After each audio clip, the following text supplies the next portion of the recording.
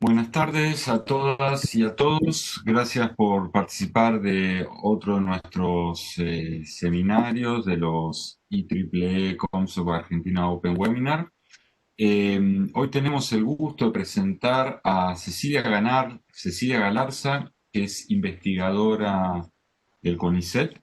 También es profesora en la Facultad de Ingeniería de la Universidad de Buenos Aires, y es directora también digamos, de un instituto CONICET, digamos, perdón, Cecilia, me olvidé el nombre, CCC, pero eh, siempre me confundo con el nombre. Ella seguramente va a poder decirlo mejor que yo, pero bueno. Y hoy nos va a hablar sobre un tema, digamos, muy, muy a la moda, de Internet de las cosas, ¿no? Nos va a contar un poquitito eh, qué cosas novedosas, valga la redundancia, hay en Internet de las cosas. Así que, bueno, las dejo, perdón, los dejo digamos, en manos de Cecilia y bueno, yo te voy a avisar, Cecilia, al final, minutos te mando un mensajito. Así podemos coordinar bien el tema de las preguntas. Así que Dale, bueno, dale, buenísimo. Yo me escucho con un eco, no sé ustedes. por acá se escucha bien, Cecilia. Bueno, Yo ahora bueno, me entero, por ahí el eco es culpa mía, digamos, porque se realimenta en mi computadora. bueno, no sé, bueno, vamos viendo. Bueno, buenas tardes a todos. Gracias Nacho por la invitación a estos seminarios. Este, bueno, sí, el centro en el cual yo trabajo, la unidad ejecutora del CONICET se llama Centro de Simulación Computacional. Y para aquellos que no lo conocen, está acá en la ciudad de Buenos Aires, en el barrio de Palermo, en el polo científico-tecnológico, al lado donde está el MINSIT. Así que bueno, cuando las cosas vuelvan a la normalidad, si andan algún momento por ahí, pueden pasar a saludar. Siempre estamos en ese lugar. Bueno, cuando Nacho me invitó a participar de este seminario, se me ocurrió que era una buena oportunidad de plantear algunas cosas nuevas que yo creo que son nuevas, ¿va? En esto que se llama Internet de las cosas, redes de las cosas, que tanta prensa tiene, ya ha llegado a los medios masivos de difusión, con lo cual significa que realmente es algo muy popular y conocido. Entonces, bueno, la historia todos la conocen, qué pasó, bueno, qué sé yo, un día alguien tuvo frío y fue a buscar un termómetro, al rato vino un amigo y le dijo, ponele un digital y un cablecito y por ahí lo conectás a una computadora y lo conectó a la computadora y enseguida, bueno, puso otros sensores, no solo midió temperatura, midió cuánto consumía el lavarropas y hasta el perro le puso un sensor y después decidió que podía ponerse sensores sobre él antes de salir a correr, entonces empezó a hacerse un electrocardiograma justo in situ y medirse también la temperatura y la fuerza de los pulmones y de los músculos. Y sus vecinos lo vieron salir a correr y todos empezaron a hacer lo mismo y todos pusieron sensores y ahí se armó la gran fiesta de la red de sensores. Este tema de red de sensores y el procesamiento distribuido es un tema que tiene larga data en realidad. Los primeros trabajos son de la década del 80 fácilmente, en la década del 90 hubo muchos trabajos, pero siempre el nivel, la cantidad de sensores era bastante limitado y había una cuestión que era el canal inalámbrico en esa época tenía bastantes más limitaciones de las que tiene ahora. Bueno, en los últimos años ese canal se fue habilitando cada vez más, cada vez se fueron soportando aplicaciones más desafiantes y mayor cantidad de usuarios sobre el mismo canal. y de repente todo se transformó en smart. Y cualquier cosa tiene un sensor y pasa a ser un smart. Así es como la industria se pobló de sensores y ahora se habla de smart manufacturing.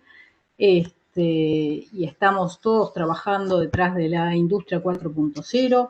Después el gobierno, bueno, acá el smart government, hace falta más que sensores para ponerle smart, pero bueno, no importa. Entonces se toman la idea. Se pusieron sensores en los vehículos y está los autos autónomos y en el transporte, y tenemos el transporte inteligente. Del mismo modo, la famosa Smart Grid con todos los medidores de energías y, bueno, los medidores hogareños que hacen que las casas pasan a ser inteligentes, etcétera, etcétera, etcétera. Ahora, mirando un poco más en forma concreta a las empresas que trabajan con esto, Cisco todos los años genera un informe que lo llama el Visual Networking Index, donde, bueno, analiza básicamente, es un informe de negocios, pero bueno, analiza técnicamente cómo está el sector. Entonces, una de las cosas que reporta Cisco es cuál es el tráfico global que se vio en el año. ¿Sí? Entonces, en el año 2016, el informe que se generó en el año 2016, el gráfico está acá, yo lo saqué del informe que genera Cisco. Ellos, bueno, pronosticaron, midieron y dijeron, bueno, en el 2015 el tráfico por mes fue de 76 exabytes por mes. ¿Sí? Un exabyte, les recuerdo que es 10 a la 18 bytes, ¿sí? Un montonazo. ¿Sí? Entonces, en el 2016 dijeron, bueno, en el 2015 hubo 76, para ese año preveían 91, y las proyecciones para 2017 y 2018 eran de 110 y de 132. 3 años más tarde, el informe del 2019 ajustó esas proyecciones y lo que se había predicho de 110 EB pasó a ser 122 EB. Y lo que se había predicho para 2018 de 132 exabytes pasó a ser 156. Y uno ve las proyecciones que hace Cisco, que hizo Cisco el año pasado, y en el 2022 Cisco prevé llegar a 396 exabytes de tráfico por mes. Es mucho y uno puede ver la tendencia que está teniendo esta curva. Es una aceleración bastante grande. Ahora, más interesante me resulta aún el siguiente gráfico que surge del mismo análisis, del mismo documento. Identifica cuál es la división, digamos, cuántos dispositivos, qué tipos de dispositivos se conectan a la red en un año. Digamos, cuántos dispositivos hay disponibles para estar conectados a la red en un determinado año. ¿Sí? Entonces vemos, por ejemplo, este primer grupito acá en amarillo, que son las computadoras, las PCs, ¿sí?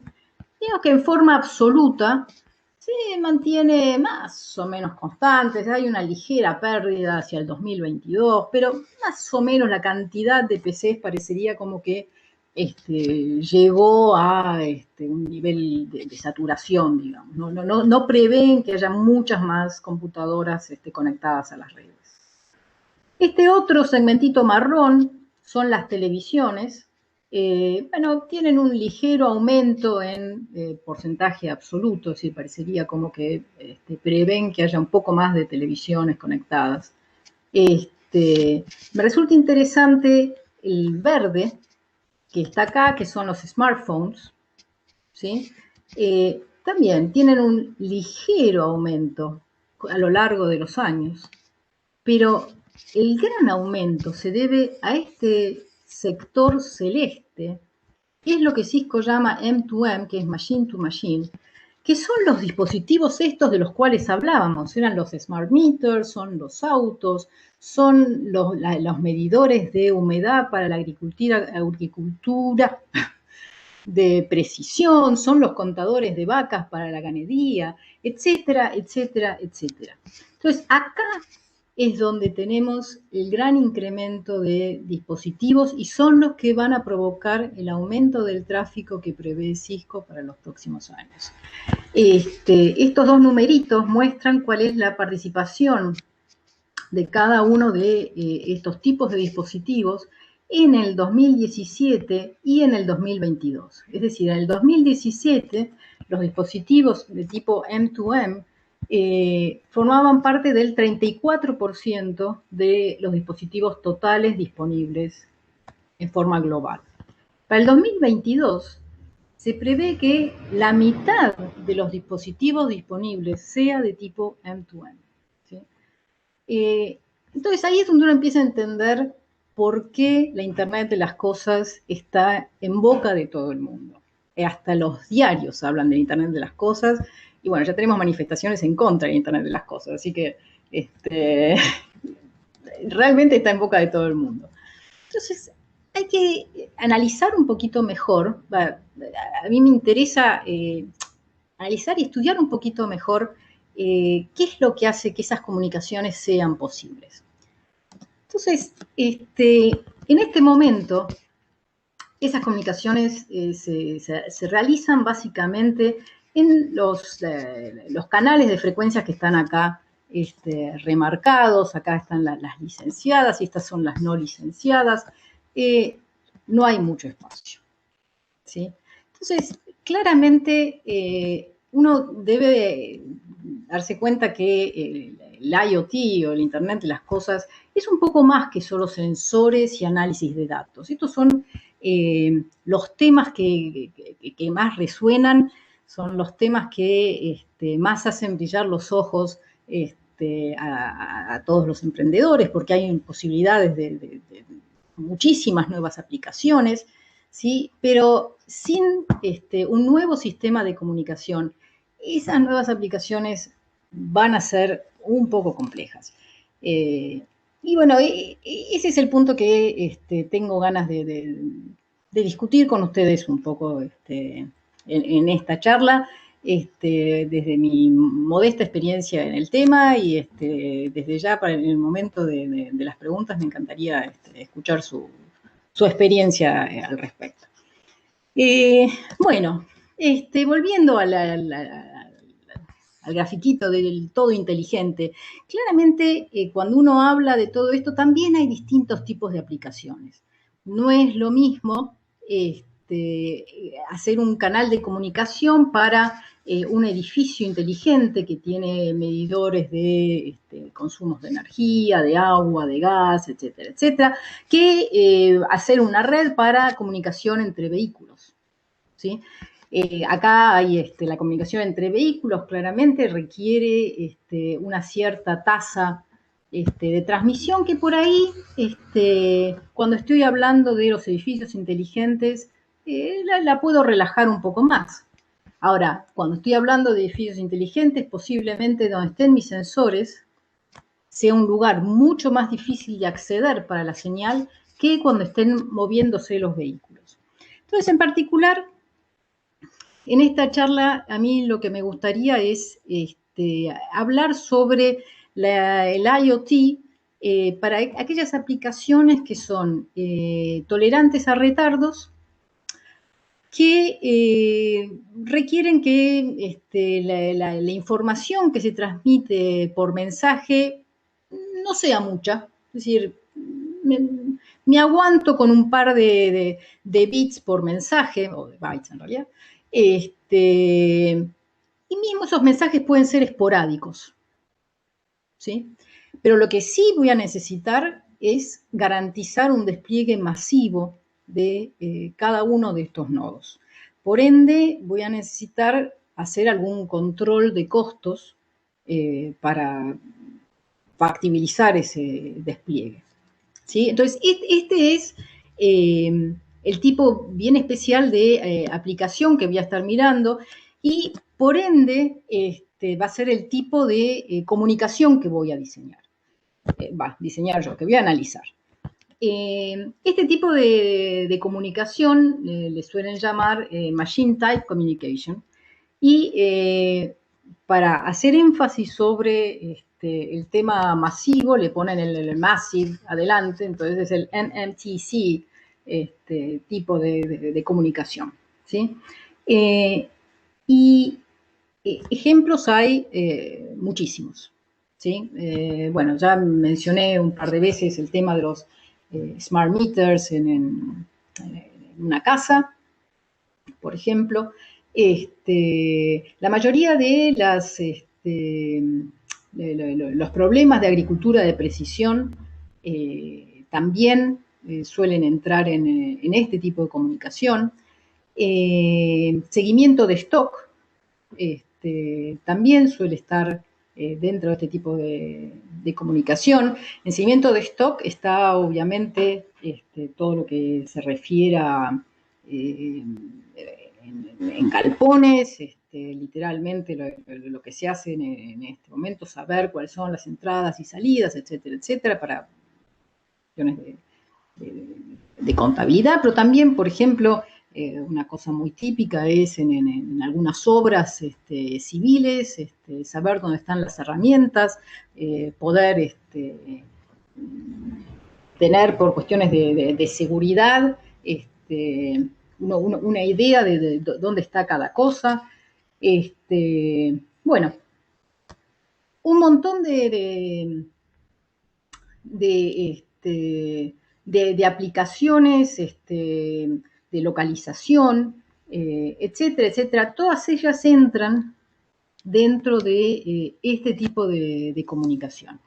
Entonces, ¿cuáles son las características que me interesan analizar para este tipo de sistema de comunicación? Bueno, es un sistema que tiene que garantizar un largo alcance espacial. ¿A qué me refiero con esto? Los nodos tienen que ser capaces de comunicarse a kilómetros de distancia. No estamos acostumbrados a pensar sistemas de comunicación de esa magnitud. Entonces, bueno, ¿cómo hacemos? ¿No? Luego, bueno, vamos a aprovechar que la tasa de transmisión es baja para poder jugar un poco con ese tema. ¿Sí? Ahora, por otro lado, yo necesito que el consumo de energía también sea bajo. Porque, bueno, hay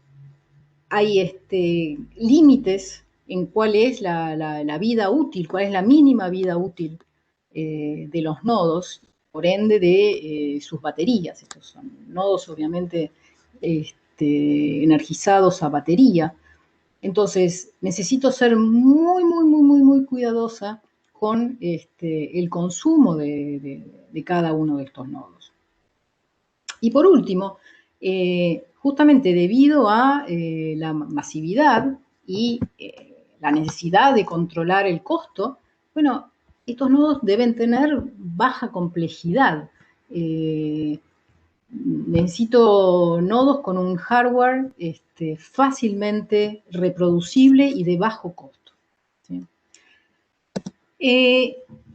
Esto es lo que conforma lo que se suele denominar el Low Power Wide Area Network. ¿Sí? Es el tipo de red, el LP1, que se está desarrollando, hay varios métodos que ya se han desarrollado para este tipo de comunicación. ¿Cuáles son los desafíos que tienen estas redes? Bueno, básicamente atender una alta densidad de dispositivos. Es decir, la primer M del MMTC es muy rígida, es muy dura, es decir, atender a muchos dispositivos al mismo tiempo todos con un nivel de calidad de servicio aceptable, es un desafío muy grande. Sobre todo porque esto tiene que ser hecho en un medio de transmisión desventajoso y en un área de cobertura extendida. Y ahí es donde incluí el tema de la batería. Hay ciertos estándares que requieren que la batería dure por lo menos 10 años. ¿Sí? Un nodo debe estar con batería útil por lo menos 10 años. Esto requiere un cuidado muy, muy grande en el manejo de la potencia transmitida, la potencia utilizada en general por el nodo. ¿Sí? Entonces, bueno, como les decía, ustedes seguramente ya lo conocen esto, ya hay tecnologías que entran dentro de este tipo de redes, las LP1, ¿sí? Dos de ellas son propietarias, Sigfox y LoRa, y hay una que tiene su propio estándar, que es el NB-IoT. ¿Sí? Cada una de estas tres tecnologías tienen sus particularidades. Sigfox, el punto distintivo de Sigfox es que trabaja en una tecnología que se llama Ultra Narrowband. ¿Sí? Es decir, fíjense el ancho de banda que está utilizando esta transmisión, son 100 Hz. ¿Sí? Y transmite muy pocos bits. La tasa que puede transmitir es de muy pocos bits, son de 100 bits por segundo, o está utilizando una modulación BPSK. Entonces, la cuenta sale enseguida, ¿sí? Ahora, lo que tiene Sigfox es que tiene un alcance muy grande. Es capaz de tener un alcance muy grande, ¿sí? Sigfox tiene un costo de despliegue bajo, los nodos son muy accesibles. El talón de Aquiles de Sigfox es que depende del despliegue de las base stations por la misma empresa. Entonces, en la medida en que el servicio esté desplegado en una determinada área, se puede utilizar o no, ese es un problema. ¿Sí? Por otro lado está LoRa, que utiliza otro tipo de tecnología de modulación, ¿sí? Es una especie de spread spectrum, de espectro ensanchado, ¿sí?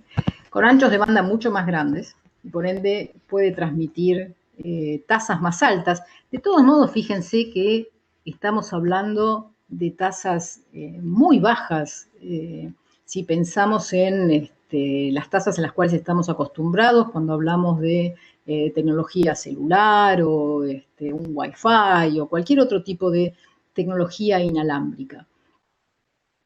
La ventaja de LoRa es que, si bien es tecnología propietaria, el usuario tiene disponibilidad, digamos, puede conseguir tanto las estaciones bases como los dispositivos. Es decir, el usuario hace su propio despliegue, dónde lo necesita y cómo lo necesita.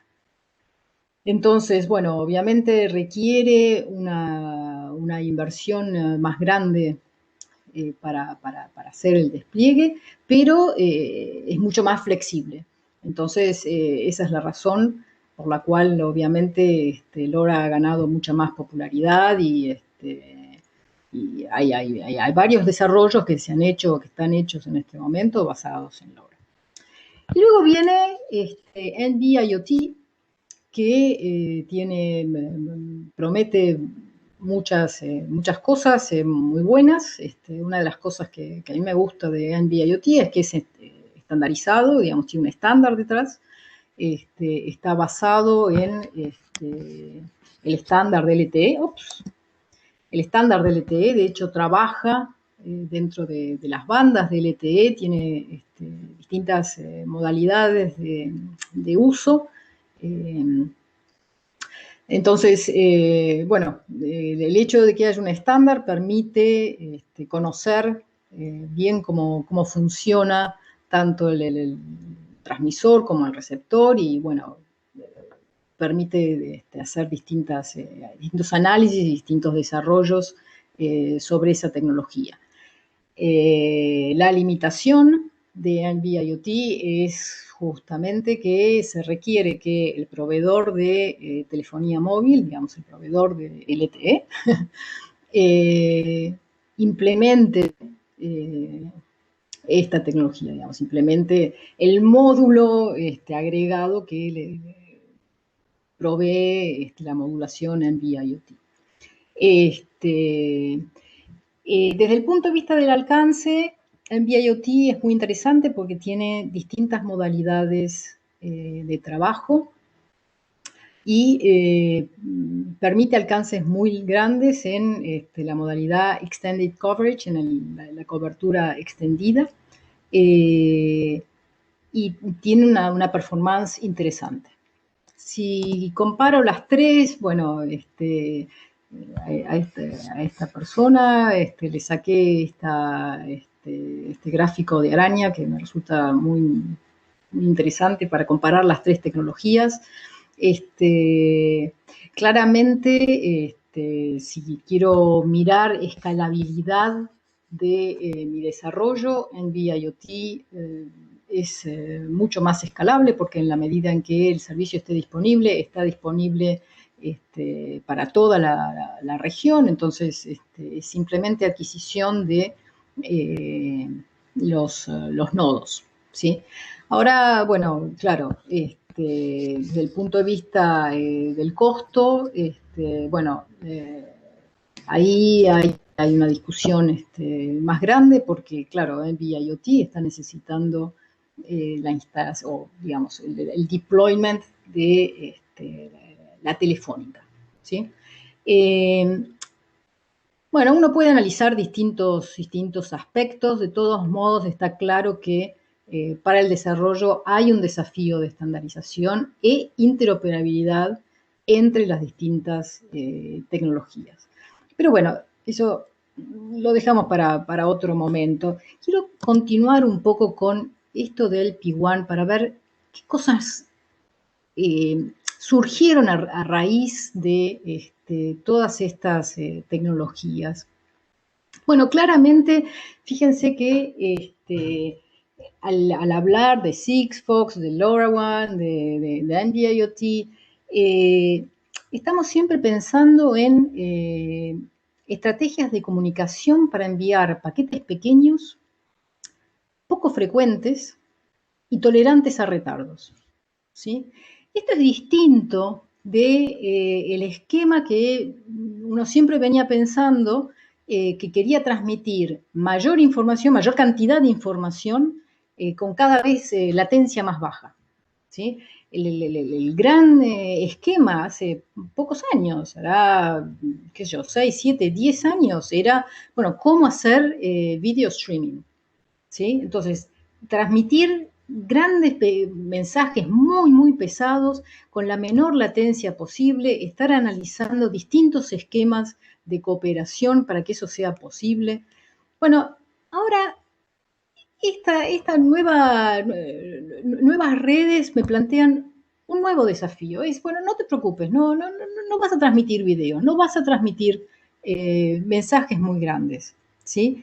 Pero vas a necesitar transmitir mensajes que se mantengan correctos pese a las condiciones adversas, ¿sí?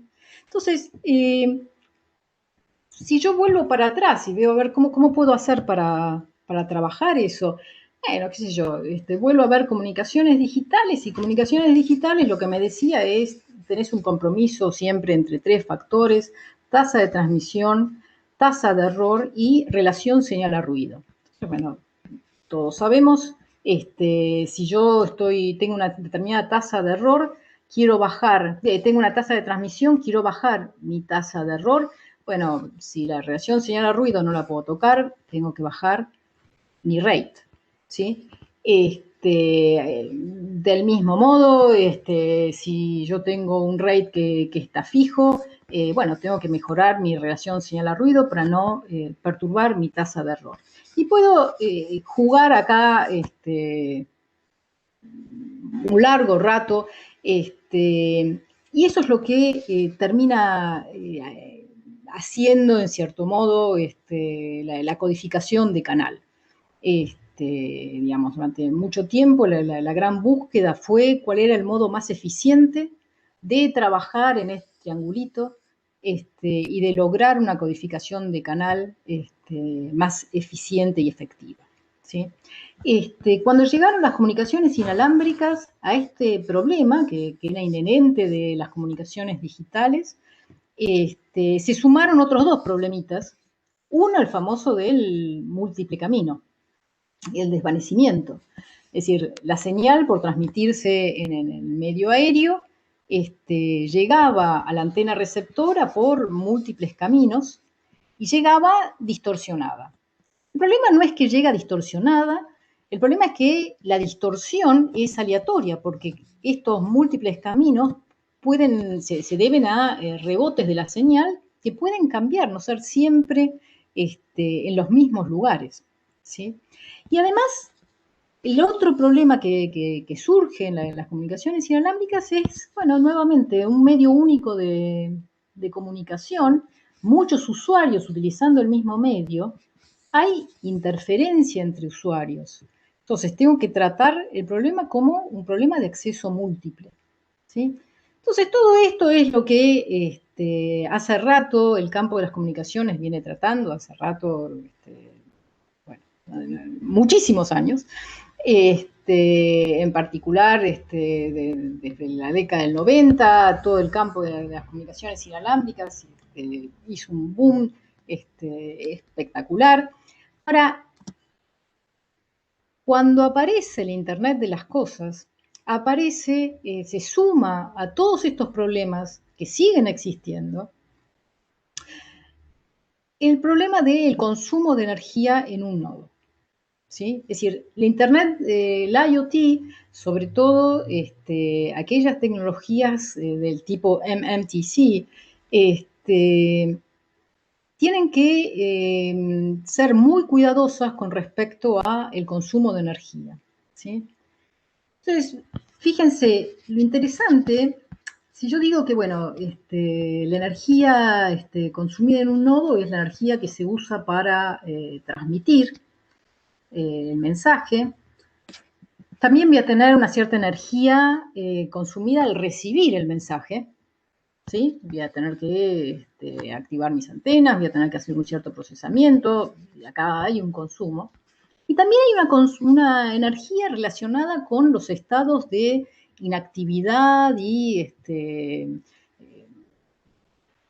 dormido, digamos, y de transiciones. Es decir, en general, lo estoy poniendo todo acá, digamos, los nodos estos, para ahorrar energía, pasan por distintos estados con distintas señalizaciones, y si bien consumen menos que para transmitir o recibir, no dejan de tener un cierto consumo.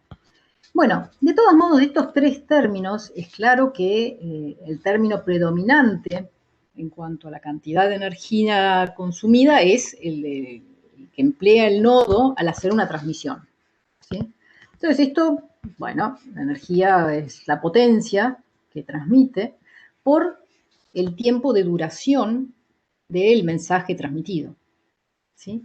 Y acá empiezan a complicarse las cosas, porque por lo general este tiempo de transmisión, el tiempo de duración del mensaje, yo lo puedo poner como m, la cantidad de información que estoy transmitiendo, sobre b, la tasa de transmisión. Digamos, esto está todo bien, pero está afectada por una variable tau que suele ser una variable aleatoria que depende de la tasa de error que estoy teniendo y de la tasa de colisión de paquetes. Por lo general, ¿qué va a pasar? Si yo tengo una mayor tasa de error, voy a tratar de repetir mis mensajes para bajar dicha tasa, a modo de mejorar la relación señal-ruido efectiva.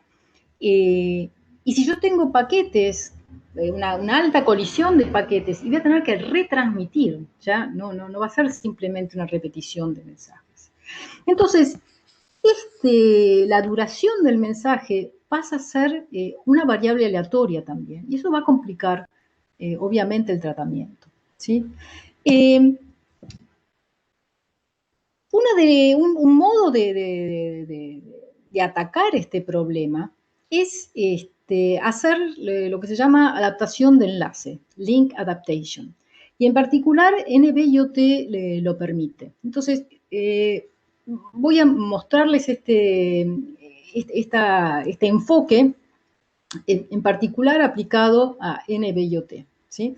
Entonces, un poco de nomenclatura, que en el área le gusta tanto las siglas.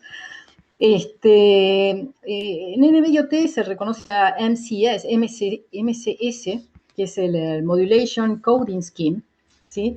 Que básicamente es un índice que me determina cuál es la señalización o cuál es el tipo de constelación que yo voy a estar transmitiendo y cuál es el tipo de control de errores que voy a estar enviando.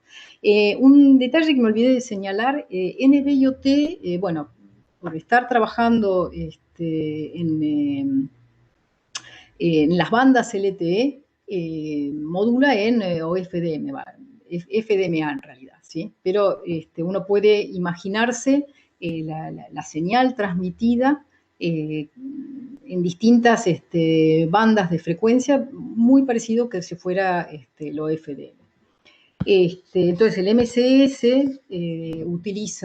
puede elegir entre distintas constelaciones, en particular puede elegir entre BPSK y QPSK, ¿sí? Después NR es la cantidad de repeticiones que se va a realizar de cada símbolo transmitido. Este parámetro afecta el SNR efectivo en recepción.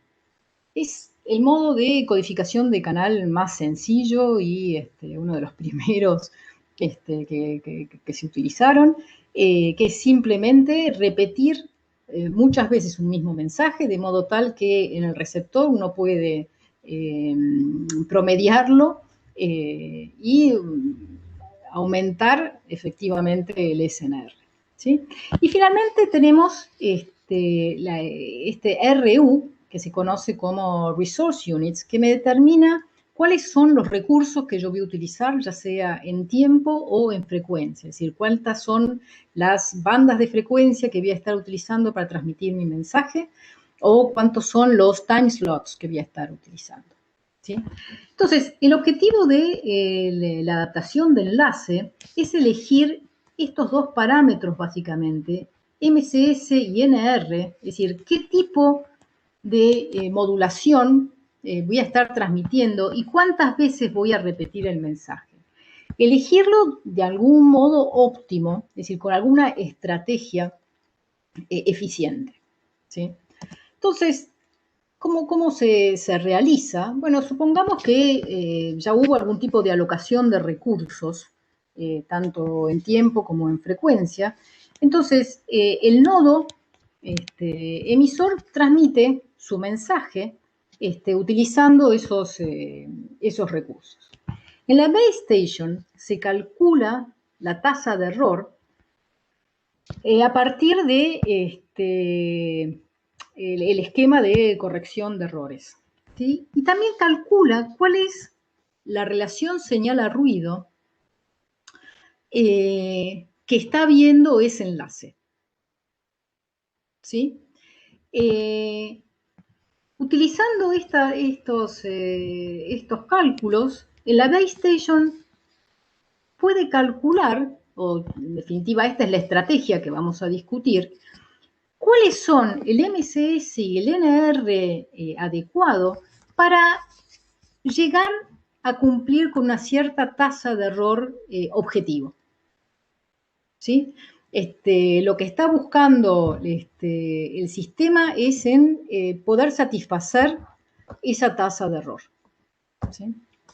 Entonces, bueno, un esquema sencillo. El tema es cómo implementar esta función que yo estoy poniendo acá, link, ¿sí? Se podrán imaginar que no es sencillo obtener esta función. Uno podría plantearlo como un problema de optimización, sin embargo, enseguida empiezan a surgir problemas como ser, claro, es un problema de optimización de tipo entero.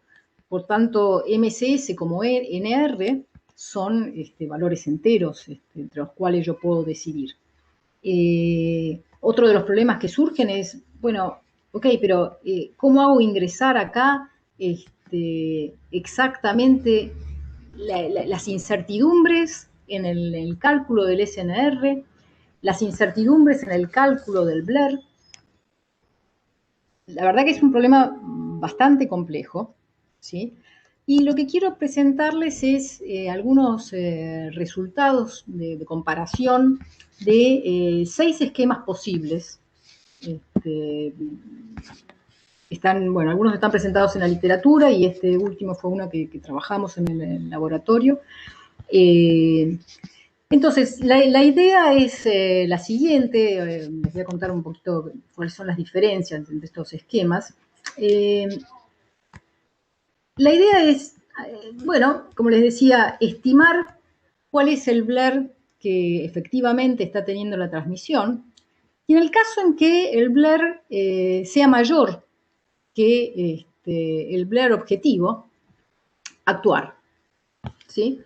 ¿Y cómo se actúa? Bueno, en el primer ejemplo que les voy a mostrar, lo que se hace es, se disminuye el índice de modulación. Al disminuirse el índice de modulación, del modo como están ordenados, obviamente, se disminuye la tasa de transmisión, ¿sí? Entonces se empieza a disminuir el índice todo lo que se pueda, hasta que no pueda disminuir más el índice, y luego recién empiezo a aumentar la cantidad de repeticiones, ¿sí? Entonces, primero me preocupo por, en cierto modo, separar las constelaciones que voy a transmitir. Y después me preocupo por agregar esta capa extra de codificación de canal, ¿sí? Ese es el primer esquema que quiero mostrarles. El segundo esquema hace a la inversa. Primero se preocupa por subir la cantidad de repeticiones y luego trabaja sobre el índice de modulación. Después hay dos esquemas sencillos, es decir, la cantidad de repeticiones se mantiene fijo y simplemente trabaja sobre la modulación. En este caso es al revés, mantiene la modulación fija y trabaja sobre la cantidad de repeticiones. En el quinto caso voy a hacer un ajuste alternado. Primero el índice, luego el índice de modulación, luego la cantidad de repeticiones, vuelvo al índice de modulación, etcétera, etcétera. Claramente el primero, el segundo y el quinto van a dar resultados distintos, porque recuerden que lo que estamos tratando de optimizar es una función altamente no lineal y cualquier cosa menos convexa. Entonces, el orden en el cual uno esté descendiendo altera muchísimo el resultado.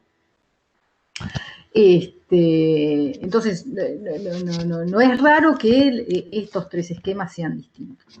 Finalmente, esta fue la propuesta que trabajamos nosotros en el laboratorio, y lo que en ese momento se propuso fue hacer un cálculo,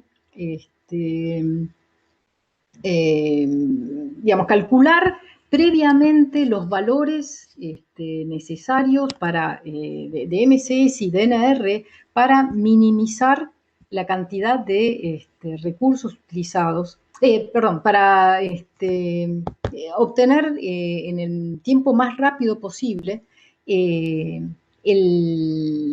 la tasa de error requerida. ¿Sí? Este, bueno, entonces lo que les quiero mostrar ahora es el resultado de un experimento de simulación, ¿sí? Donde simulamos 500 realizaciones de una transmisión y, bueno, en cada una de estas misiones corrimos cada uno de los esquemas que les mencionaba antes en situaciones muy desventajosas.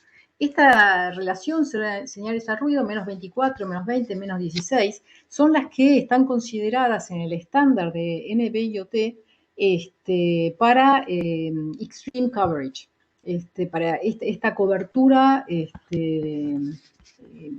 extended coverage, perdón, para esta cobertura extendida en situaciones realmente muy desventajosas donde se pueden encontrar los nodos, ¿sí? Y bueno, analizamos, por ejemplo, cuál es el porcentaje de bloques perdidos en cada una de las transmisiones. Entonces, bueno, vemos claramente estas franjas blancas, que si yo solo muevo el índice de modulación y no voy a estar ganando mucho, si no voy a poder estar haciendo mi trabajo, cuando estoy en situaciones tan desventajosas. Es decir, mover solamente la mínima distancia de mis constelaciones no me van a alcanzar en esta situación tan desventajosa de relación señal a ruido. Ahora, sin embargo, si yo hago un esquema combinado donde muevo el índice de modulación y además juego con la cantidad de repeticiones, bueno, voy a mejorar la cantidad de bloques perdidos. Obviamente, la propuesta que nosotros hacíamos era la que menos bloques perdidos estaba, porque nosotros justamente optimizábamos la tasa de error. Ahora, lo que nosotros nos sucedía es que la cantidad de recursos utilizados era, bueno, no siempre mayor, pero siempre estábamos entre los más caritos, digamos, ¿no? De todos modos, no nos preocupó mucho el tema porque comparamos los distintos esquemas utilizando esta medida de performance, que sería un poco como el porcentaje de, o la proporción de aciertos por recursos utilizados. ¿Sí? Es uno menos la tasa de error dividido la cantidad de recursos utilizados, y esto, bueno, obviamente multiplicado por uno menos la tasa de error, que son la cantidad de aciertos. ¿Sí?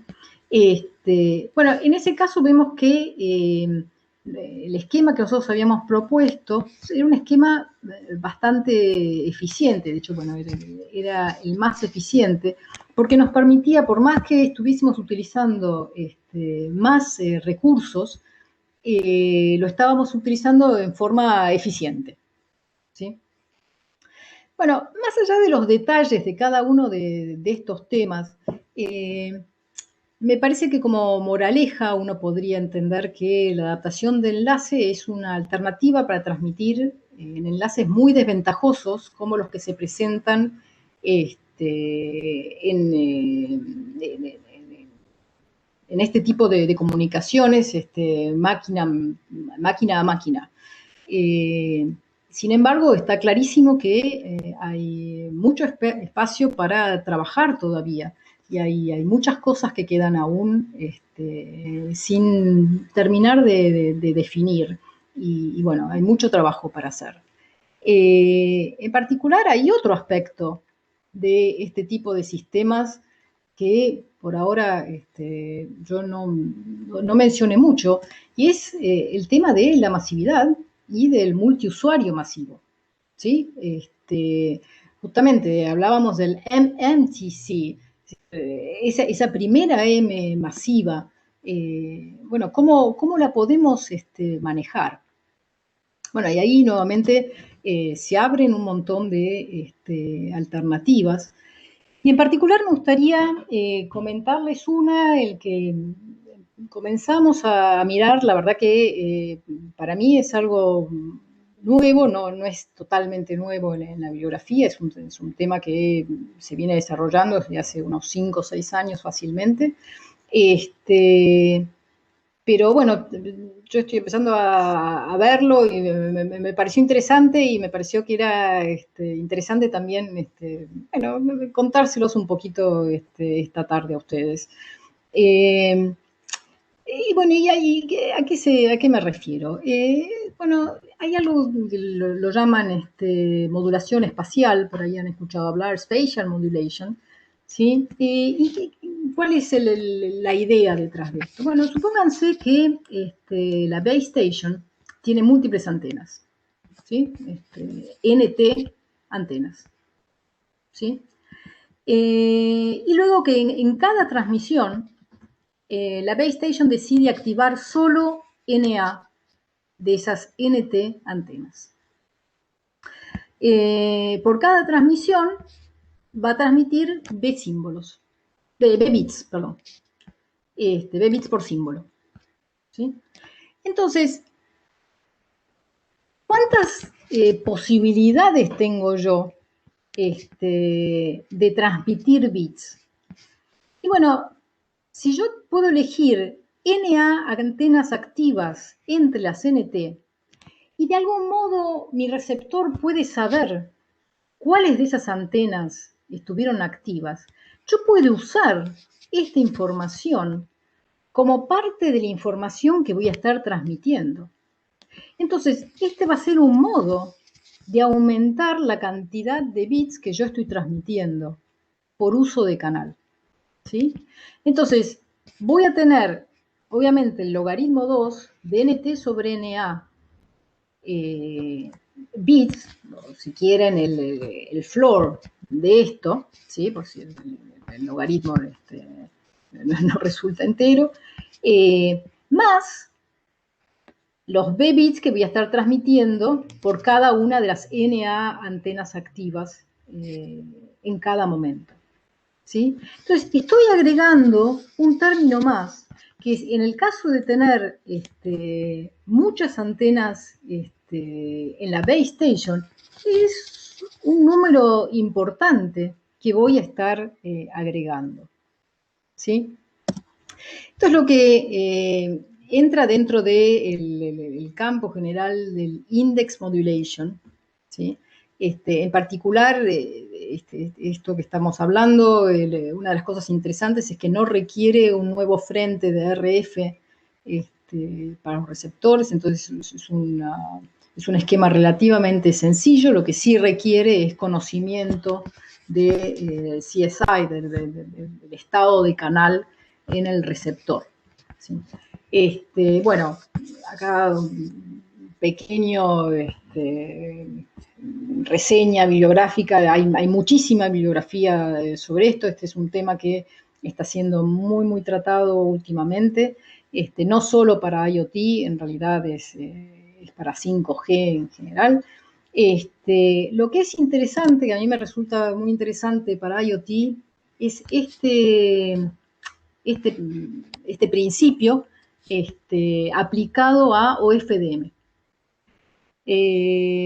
Digamos, no es la primera vez que uno trata OFDM y antenas en el espacio en formas similares, digamos, ¿no? Pero supónganse que yo tengo en OFDM, yo tengo una modulación OFDM, que la puedo separar, tengo NF, pongamos, portadoras, las voy a separar en G bloques de N portadoras cada bloque. ¿Sí?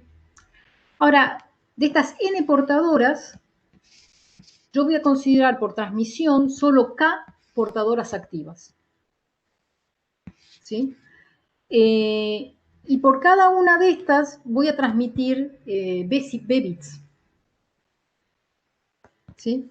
Entonces, nuevamente, yo voy a tener n sobre k nuevas posibilidades de mandar información. De vuelta, si mi receptor puede detectar esto, que en el caso del OFDM incluso es mucho más sencillo, yo voy a estar agregándole al receptor todas estas nuevas posibilidades para transmitir información. Entonces, la cantidad de bits por uso de canal va a estar dada por esta expresión, va a ser el logaritmo en base 2 de n sobre k, el floor obviamente, más k por b, esto es lo que estaba teniendo al tener k portadoras activas, y todo esto multiplicado por la cantidad de bloques o FDM que yo estoy considerando. ¿Sí? Entonces, bueno, ya casi estoy terminando. La implementación de esta tecnología no requiere mucha más complejidad que implementar un transceiver o FDM común. Esto lo estoy sacando de este paper, que es un review bastante interesante de lo que es index modulation, ¿sí? Bueno, el transceiver o FDM común hubiese empezado a partir de este grande para adelante. Lo que necesitamos es subdividir este transceiver grande en los distintos bloques, en los G bloques, subbloques o FDM. Y luego el stream de bits a enviar, el tema es poder dividirlos en estos G subbloques, y cada uno de estos G subbloques va a tener una parte que va a seleccionar cuál es el índice, es decir, cuáles son las subportadoras del subbloque que van a estar activos. Y el otro, bueno, simplemente la modulación es decir, elegir el símbolo de la constelación correspondiente como se hace normalmente en OFDM. ¿Sí? Luego se forma el símbolo FDM y el resto del caminito es el mismo de siempre. ¿Sí? Ya que anduve copiando cosas de Bazar, también le saqué este grafiquito que es muy interesante. Acá él compara el esquema clásico de OFDM con el esquema con modulación index modulation, ¿sí? Y vemos cómo efectivamente hay una linda ganancia en la tasa de error al utilizar esta modulación. Es decir, claramente, para ir cerrando, la Internet de las cosas y, bueno, 5G, abrió nuevas preguntas y propone desafíos que rompen con el esquema tradicional de ancho de banda versus tasa de transmisión. ¿Sí? Y se requiere optimizar los recursos en forma distinta a como lo veníamos haciendo ahora, sobre todo para soportar la masividad y los canales adversos que debemos cubrir. ¿Sí? Bueno, espero que les haya agradado la presentación. Esto es todo. Bueno, muchísimas gracias, Cecilia. Muy interesante, muy didáctica la presentación, me gustó mucho. Si tienen preguntas pueden ir escribiéndolas en el chat. Eventualmente, bueno, si alguno quiere hacerla también la podría hacer a viva voz. Mientras esperamos un poquitito, yo simplemente hago una pequeña pregunta de forma, porque vos pusiste Blair en vez de ver. ¿La L de qué es? No la había visto antiguamente. El bloque. Sí, cuando lo Ah, estaba pasando me di cuenta que me había quedado el Blair.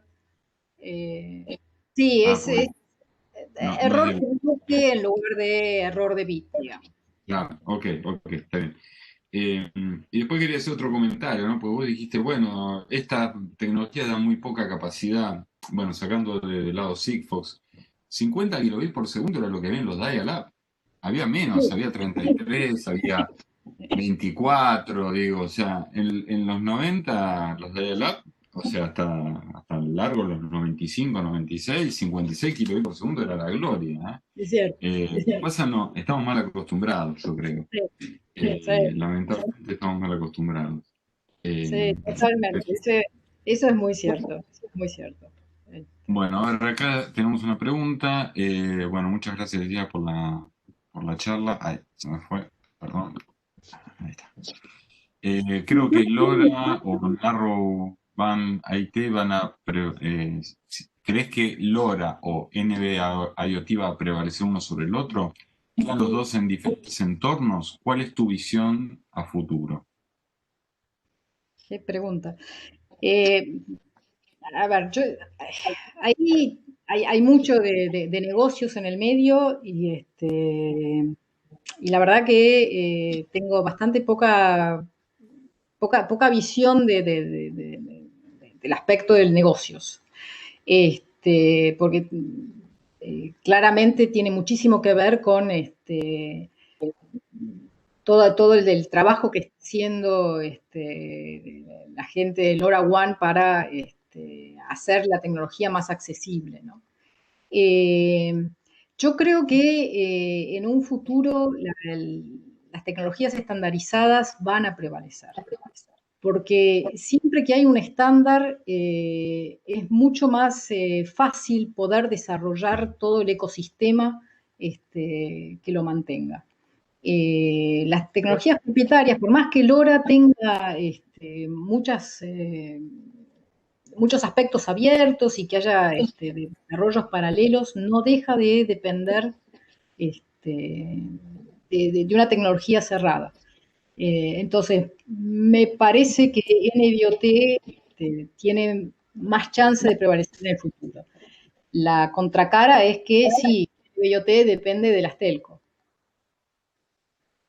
Y eso es un problema, digamos. Es un problema en el sentido para el avance, ¿no? Digamos, Hasta que lo vean como un negocio, Cecilia. Cuando vean como un negocio no hace ningún problema. Sí, sí, claro. Sí, sí, sí, sí. Sí, por eso Cuando te vean digo, que la mitad del tráfico va por ahí, claro, va a dejar de ser un problema, no sé. los Eh, gráficos de Cisco son matadores. Este, sí. Bueno, hay otra pregunta, la anterior la había hecho Juan Fraide, esta la hace Ezequiel Garay. ¿Cuál es tu visión de ALTM, que también está en la banda de celular? LTM y NBIOT son primos hermanos. Eh, digamos, comparten muchas cosas del estándar. Es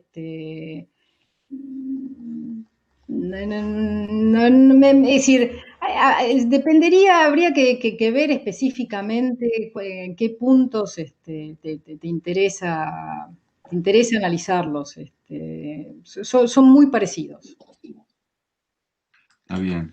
Yo quería agregar una cosita que me acordé ahora, ¿no? Respecto a esta cuestión de Sigfox, LoRa bueno, y los estándares. Una ventaja que tiene Sigfox es que, bueno, ellos llaman, digamos, que tiene mucha resistencia a que alguien lo pueda Sí, bloquear, ¿no? sí. Digamos, eso no sé, no estoy tan seguro. Es verdad que es un poco más resistente que otros. Y lo Porque otro lo que manejan también ellos. dicen, ¿cómo? Porque lo manejan ellos. No, no importa, hay unas cuestiones técnicas, o sea, la baja tasa de transmisión, las bandas, es muy difícil meter la potencia que vos necesitarías para hacer un bloqueo, digamos, específico, ¿no? Pero bueno, esa es una cuestión. La otra cuestión, o sea, LoRa está poniendo mucho esfuerzo y hay mucha gente haciendo soluciones hoy en día de IoT con LoRa, ¿sí? Hay mucha gente haciendo eso. Con Sigfox en Argentina no tanto porque digamos, el desarrollo de las antenas base todavía es bajo.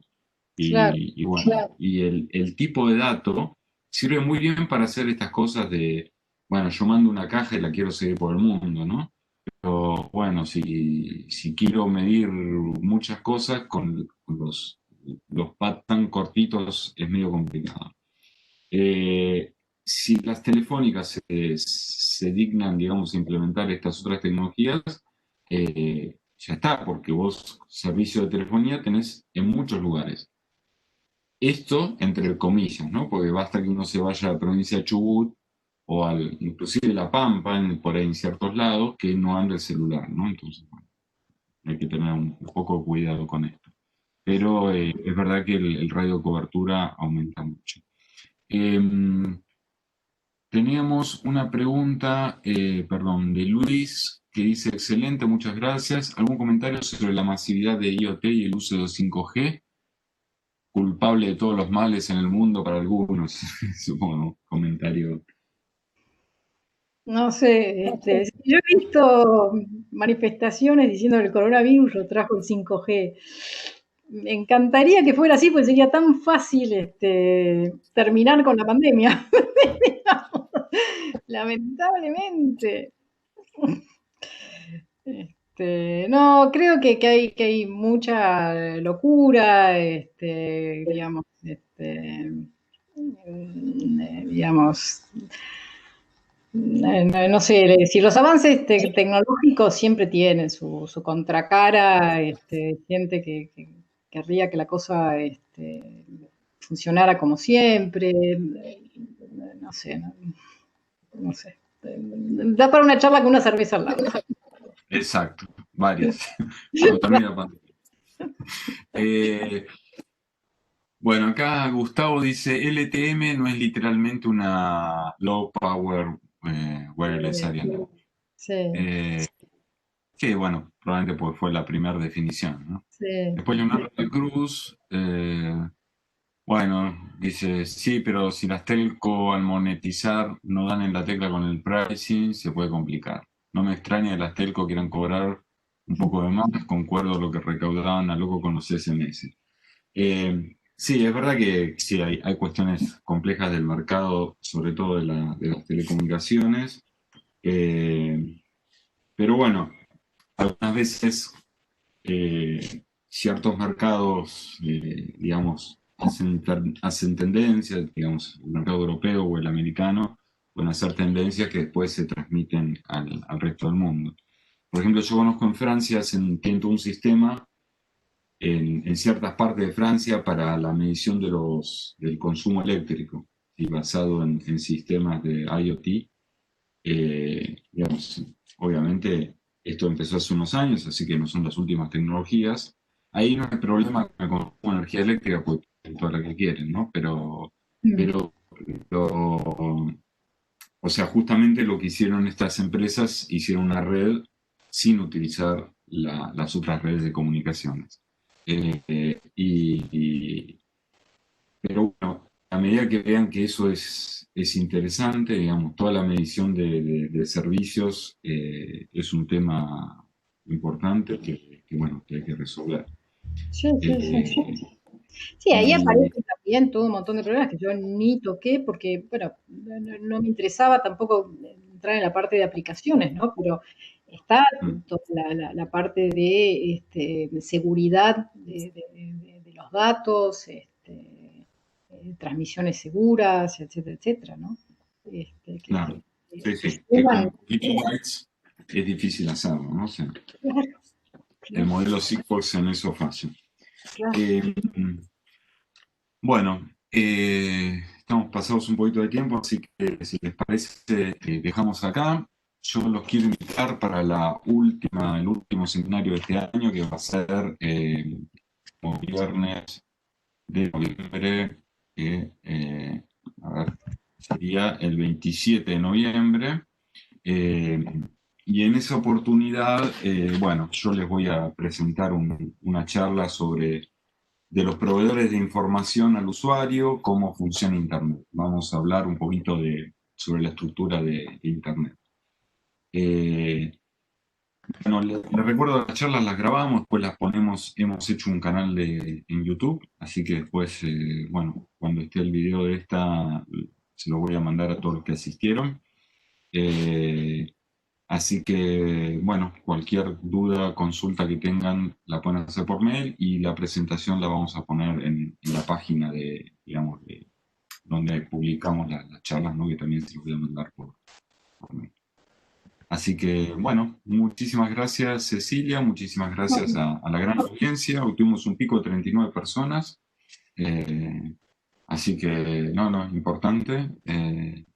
Así que atrajo bastante gente, Cecilia, así que Bueno, felicitaciones. buenísimo. Muchas gracias a todos por haber estado acá un viernes a la tarde. Y sin ser... Gracias. Bueno, gracias, gracias a todos. Besos. Chao.